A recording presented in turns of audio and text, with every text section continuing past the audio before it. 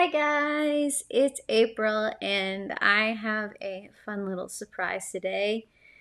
With my own funds, I decided I wanted to purchase the new Crayola marker set. These are all alcohol-based markers and I have such a nostalgia for Crayola that I had to give these a try. I know Crayola has done a line of alcohol-based markers in the past. It was a very limited set. It was part of their adult coloring line. I think I have it somewhere. Give me a quick second.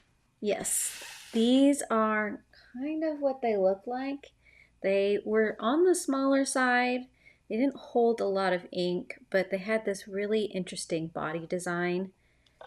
And I actually quite enjoy using them because that brush tip is so amazing. But now that they are starting to get into the adult coloring space, they have this whole new set that I'm going to try out today. So let me get this opened up and we'll see what's inside. So it does come in this pretty solid black carrying case, and I'm sorry you're not going to get a very good view of this, but it does open up. And it's supposed to create a little stand in which you can set it up.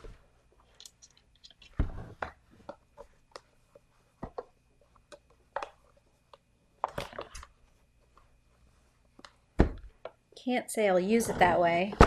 I tend to set it upright like this. I think would be more of the way I would use something like this.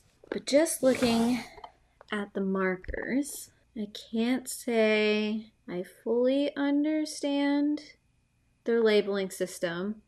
Okay, I think I got a little bit of it. So you've got your standard like VB, which is, I'm guessing, violet blue. You've got V, which is violet.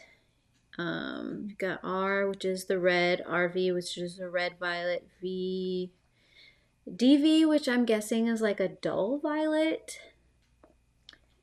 I don't know what PV is. That doesn't quite make sense to me. And then we have things like LLY, something yellow, I'm guessing. And they've also got an LY. And they got an LG. Maybe it's like light green and light yellow. And then you got YG, yellow green. GG, green. It would be nice if there was some explanation of why they labeled things the way they did, but I did see that there are some color swatches back here. So these are the color swatches. And I'll probably not completely fill those out, but I'll use it when I am going to be testing them out on a page in here. So first thing of note is I've seen a lot of people talk about these sort of emulating the Ohuhus.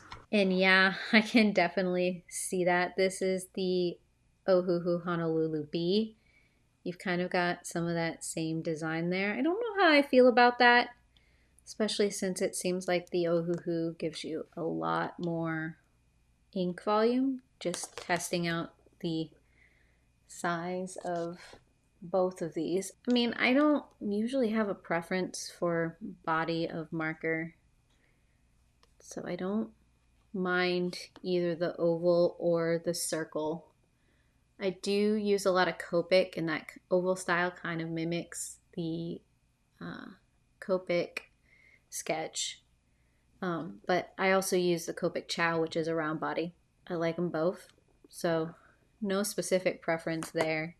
And I'm only comparing these together because both of these are trying to hit kind of the same demographic, the adult coloring community, for that like hobby colorists, the relaxing colorists. So they both have like the bullet end and the brush end. The Ohuhu has kind of like the old style of the Crayola.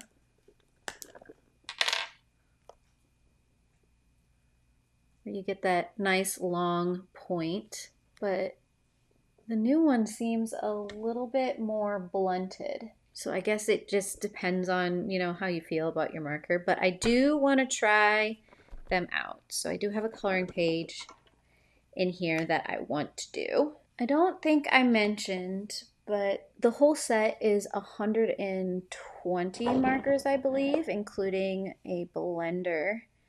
I don't necessarily want to swatch them all out right now, so I'm kind of gonna go off of the cap and see if I can find something I like. I do know, and what I always do is I start out with the pinks. Ooh, it is hard to grab the markers out of this case.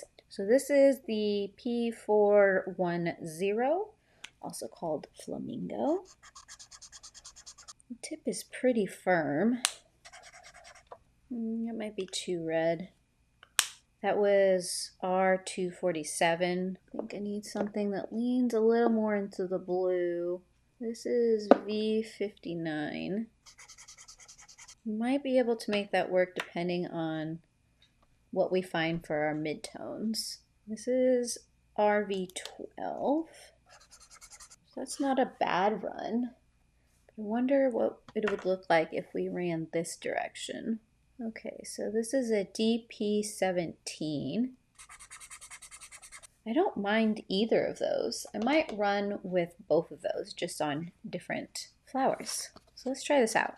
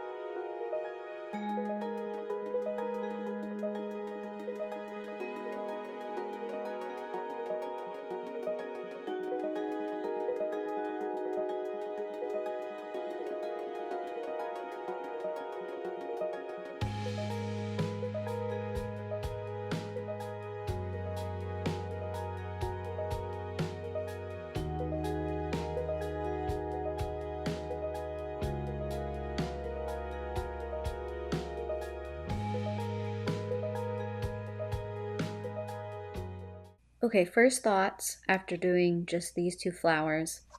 How do I say this?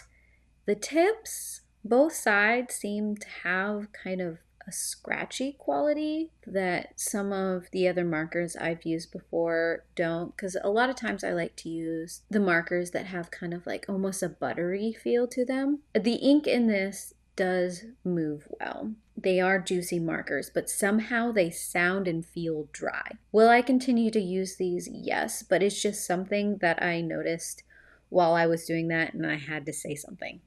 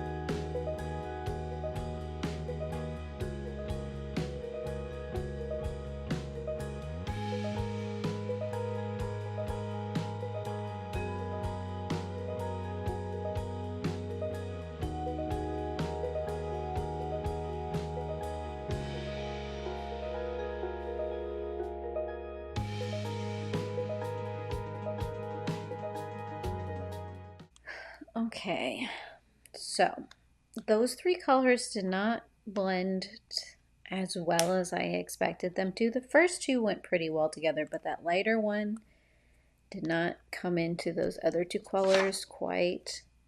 I mean, they look really nice together and they look like they would, but for some reason that blend isn't as smooth as I expected it to be. And so I ended up putting down more color to try and force it to blend, and of course that led to a lot of bleeding around the edges, which is okay. I'm just testing this out. This doesn't have to be perfect, but it is one thing I did want to note, and I do realize that I didn't do that flower up there, so I'm going to do that real quick, and then I'll try and figure out what greens I want to use for this.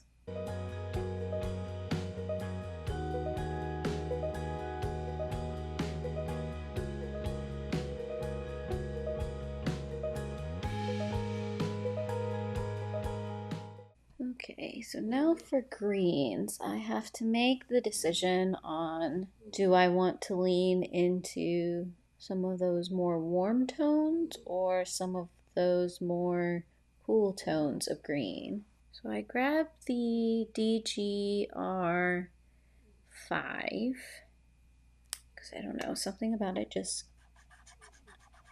feels right. Do like that color. But can we step it down? This is G18. No, that's starting to go a little too blue. Let's try this one. This is FG42.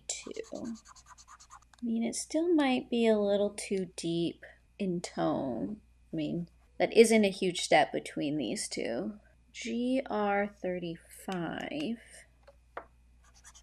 Be nice for our lightest, but do we have something that can go in between these two? This is BG36. No, that's too blue.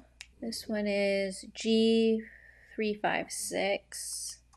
Oh, that is super dark. I have this GG21. See, and that's lighter than that. I mean, in theory, we could go this. We could try that step. Pull out G11.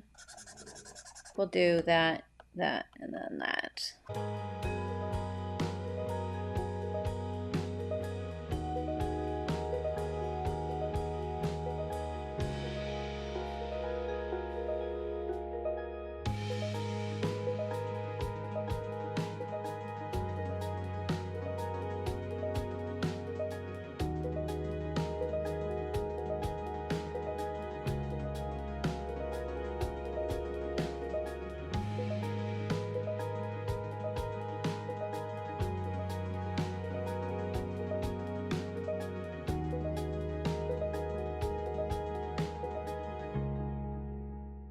And I think for the berry looking objects, I'm gonna go with some blues. That color scheme just seems right to me. Do I wanna go more cyan or do I want to go more like process blue?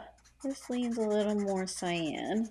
And then this one I think probably leans a little more process blue. Technically, I could probably use both of those together. That isn't a bad combination, but I need a good deep blue. Something like that. So this lighter blue was WB3. This more muted lighter blue is LB20. And this dark one was B52.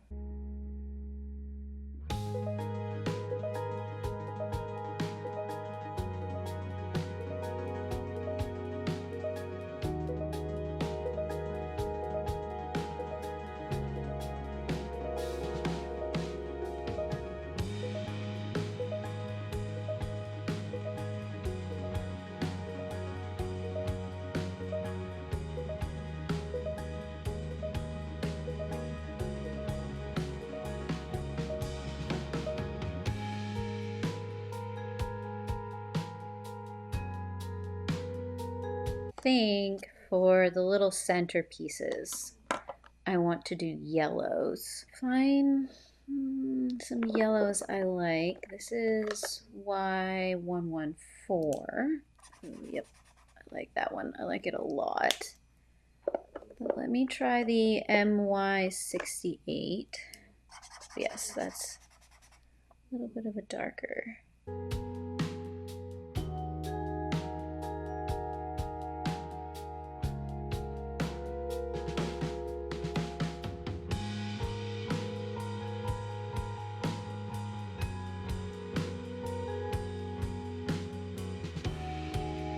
So my final thoughts on these markers is they are good for what they're marketed for. They do well for that color hobbyist. I struggled a little bit with fine details because of how the tips were. It comes down to those bullet nibs, those fine nibs. They're very scratchy and they're kind of hard to get a nice line with. But then at the same time, the brush tip is too blunt to do any like really fine corner pieces. So these are for laying down large swaths of color, which I wish the bodies of the marker maybe were either a little bit longer or a little bit wider so that they could hold more ink, especially since you can't get these open stock. So if you run out of a color, you're gonna have to buy the set again. And so you can start to accumulate a lot of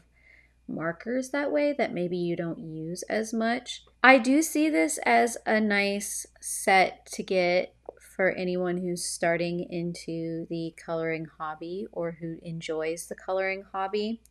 These aren't the cheapest on the market. The price for these tend to fluctuate anywhere between like $104 and $84. I got it when it hit a sale. So I got it on the cheaper side of that price range. But the fact that they are a little bit more expensive, but at the same time, they're a little smaller than a lot of the other hobbyist coloring markers that I have. I mean, you are paying for the brand name. And with that brand name, there comes a little bit of a price increase, especially since you're paying for that Crayola manufacturing. And I love the bright and vivid colors. That's the staple of the Crayola brand. But when you're using alcohol markers like this, it's nice to have some of those more pastel-y, lighter tones. And the set doesn't quite lean that direction. There are a few, but they're mostly in the earthy type of tones and the blush tones. You don't really have any of the super lights for some of the other colors. But if you're just doing bold pictures like this, that doesn't really matter. I did have fun coloring this page and deciding on what colors I wanted. It'll be interesting to see if this range increases or changes in any way. I think Crayola is starting to experiment in this market. So it could be that we get more of a color range. Right now, they're not quite at the same place that a lot of the other alcohol-based markers are at. But if you want to see more videos like this, feel free to subscribe down below, hit the bell, do all the things to get all of the notifications. Otherwise, I hope I will see you guys in another video, and I heart you beautiful faces. Bye.